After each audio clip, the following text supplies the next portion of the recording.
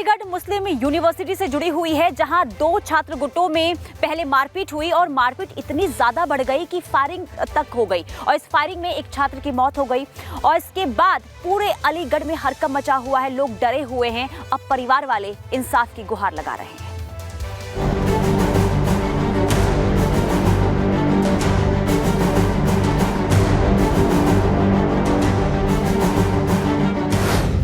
AMU campus में firing, एक छात्र की मौके पर मौत।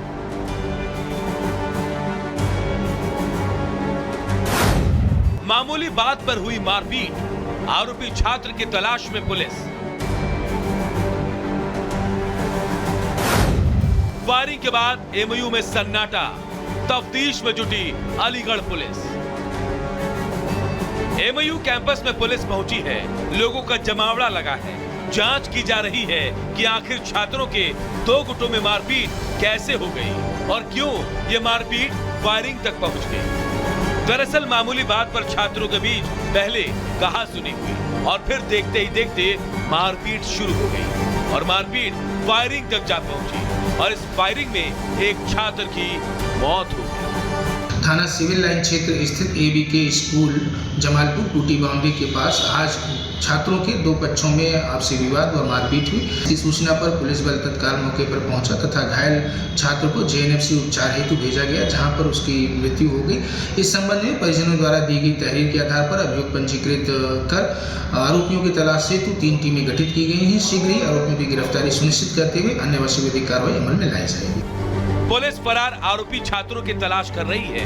पुलिस की तरफ से 3 टीमें बनाई गई हैं, जो कैंपस में लगे सीसीटीवी फुटेज को खंगाल रही है। वह मृतक का परिवार अस्पताल में डेरा डालकर दोषियों को कड़ी सजा देने की मांग कर रहा है। Bureau report, Republic Bharat. और खबरों में आगे बढ़ते हैं। यूरोपियन यूनियन की बैठक से पहले नाटो चीफ मार्क रूटे ने ज़ेलेंस्की को सलाह दी है कि ट्रंप के साथ रिश्ते सुधारने का रास्ता खोजे, बातचीत का रास्ता खोजे, क्योंकि जिस तरीके से व्हाइट हाउस में दोनों दिग्गज नेताओं के बीच में बहस हुई थी, ट्रंप जमकर ज़ेलेंस्की पर भड़क गए थे। उसके बाद अब नाटो की तरफ से ये सलाह दी गई है। नाटो चीफ मार्क रूटे का बयान सामने आया। उन्होंने ट्रंप से संबंध बहाल करे ज़ेलेंस्की, ये सलाह दी है ज़ेलेंस्की को, रिश्ते सुधारने का अपना रास्ता खोजे। यूरोपियन यूनियन की बैठक पर मार्क रूटे ने बयान दिया और कहा कि शांति समझौते को सुरक्षित करने की उम्मीद है। तो बड़ी जानकारी यहां पर हम आप तक पहुंचा रहे हैं। नाटो के चीफ ने यह बयान दिया है और कहा है कि अपने रिश्ते सुधारने का रास्ता खोजे ज़ेलेंस्की। यूक्रेन के राष्ट्रपति ज़ेलेंस्की, जिनका रुख अब बदला नजर आ रहा है, क्योंकि ट्रंप से जिस तरीके से तीखी नोकझोंक हुई, इसके बाद वो लंदन पहुंचे और आपको बता दें कि इस दौरान जो है उनकी बातचीत हुई है प्रधानमंत्री स्टारमर से और ये मुलाकात भी काफ़ी मायनों में खास और अहम रही। लेकिन साथ ही साथ जब वो लंदन पहुंचे, लंदन पहुंचने के बाद ट्रंप को लेकर जो उनका रुख है वो अब बदला हुआ नजर आ रहा है। उनका जो रुख है काफ़ी नरम हो गया है। लेकिन आखिर इसके पीछे की वजह क्या है, आपको रिपोर्ट के जरिए समझाते हैं।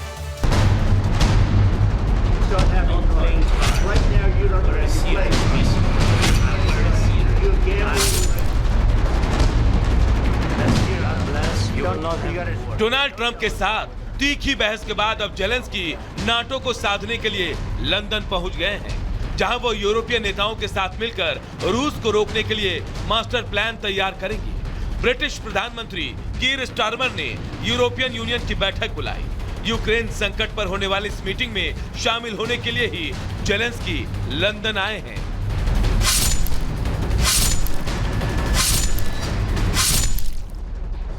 वैसे ब्रिटेन रूस के खिलाफ जंग में शुरू से ही यूक्रेन का समर्थक रहा है। प्रधानमंत्री स्टारमर ने सत्ता में आने के बाद ब्रिटेन की विदेश नीति में कुछ बदलाव जरूर किए, लेकिन यूक्रेन को समर्थन देने की नीति बरकरार है।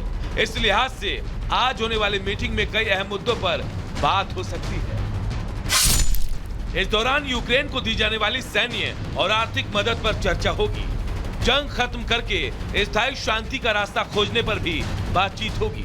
रूस पर आर्थिक प्रतिबंधों को और कड़ा करने की संभावना भी जताई जा रही है। ट्रंप के साथ बहसबाजी के बाद ज़ेलेंस्की के सामने यह साबित करने की चुनौती होगी कि यूरोपीय देश अब भी उनके साथ खड़े हैं।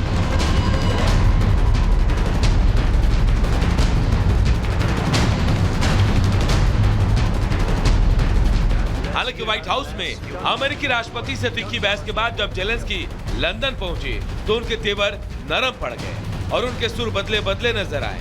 ट्रंप से नोकझोंक के 24 घंटे के अंदर ही वो अमेरिकी राष्ट्रपति का आभार जताते दिखे। जेलेंस्की ने सोशल मीडिया पर पोस्ट कर लिखा, हम अमेरिका द्वारा मिल रहे हर तरह के समर्थन के लिए बेहद आभारी हैं।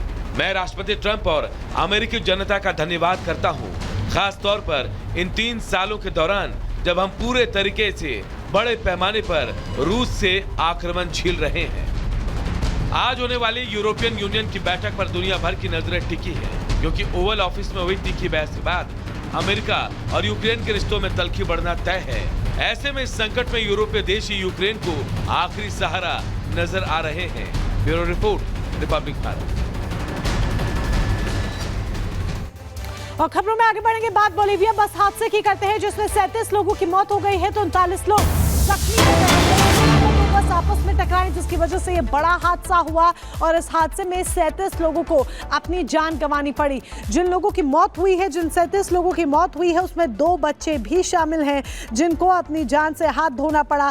ड्राइवर भी बुरी तरीके से जख्मी हो गया है। घायलों को अस्पताल में भर्ती करा दिया गया है जहां पर उनका इलाज किया जा रहा है। बोलीविया के दक्षिणी हिस्से में यह भयानक सड़क हादसा हुआ जिसमें 37 लोगों को अपनी जान गंवानी पड़ी। यह हादसा तब हुआ जब 2 यात्री बसें आमने सामने से टकरा गई थी और ये टक्कर इतनी भीषण थी कि एक बस अपना नियंत्रण खो बैठती है, जाकर डिवाइडर से टकराती है और फिर पलटकर दूसरी बस से टकरा जाती है। बेहद भयंकर यह हादसा हुआ, भीषण सड़क हादसा हुआ जिसमें सबसे ज्यादा 37 लोगों की मौत हो गई है, 39 लोग जख्मी हो गए हैं। घायलों का इलाज किया जा रहा है, अस्पताल में उन्हें भर्ती करा दिया गया है जहां पर उनका इलाज किया जा रहा है। दुर्घटना अयूनी और कोलचानी के बीच स्थित एक राजमार्ग पर हुई। सुबह के वक्त ये बस सड़क हादसे का शिकार हुई थी। गलत लेन में दरअसल एक बस चली गई थी और जिसकी वजह से ये पूरा हादसा हुआ। बस अपनी तरफ से गलत लेन में जाने की वजह से अपना जो कंट्रोल है वो खो देती है, उसके बाद डिवाइडर से टकरा के पलट जाती है। और उत्तर प्रदेश के आगरा से भी सड़क हादसे की खबर सामने आ रही है जहां 2 बाइकों की आपस में टक्कर हुई। उसके बाद भीषण हादसे की तस्वीर सामने आ रही है। तो लगातार देखिए हादसों से जुड़ी खबर सामने आ रही है और उत्तर प्रदेश के आगरा से खबर मिल रही है कि यहाँ भी भीषण सड़क हादसा हुआ है। 2 बाइकों की आपस में टक्कर होती है और ये हादसा भयानक रूप ले लेता है। तो आपको बता दें कि सड़क हादसे से जुड़ी ये जो खबर हम आपको बता रहे हैं ये आगरा से सामने आई है।